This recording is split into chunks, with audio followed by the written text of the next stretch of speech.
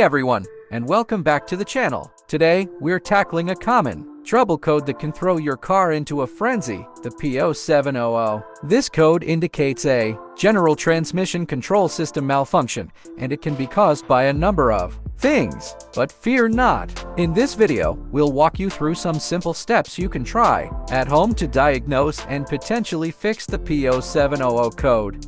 What is P0700?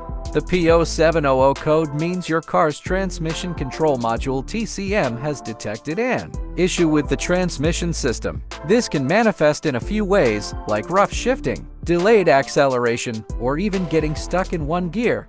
Before we begin, it's important to note that this video is a starting point. While some fixes can be DIY, transmission problems can be complex. If you're not comfortable or the issue seems serious, consult a trusted mechanic.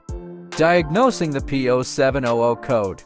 There are a couple ways to diagnose the problem. You can purchase a code reader, which will not only tell you the P0700 code, but also any additional codes that might pinpoint the specific problem. Another option is to take your car to a parts store that offers free code reading. Just be aware they might recommend parts or services you don't necessarily need. Potential fixes. Now, onto the solutions. Here are some common causes of P0700 and how to address them. Low or dirty transmission fluid. This is the most common culprit. Check your transmission fluid level and condition. If it's low, top it off with the recommended fluid type. If it's dirty or burnt looking, consider a transmission fluid flush. Faulty connections. Sometimes loose or corroded wiring connections can confuse the TCM. Loo. Simple cleaning. Believe it or not, sometimes a dirty transmission range sensor can cause the P0700 code. Consult your car's manual on how to locate and clean this sensor. Important reminders. Clear the code. After trying any fix, clear the code with your code reader and see if it comes back after a test drive.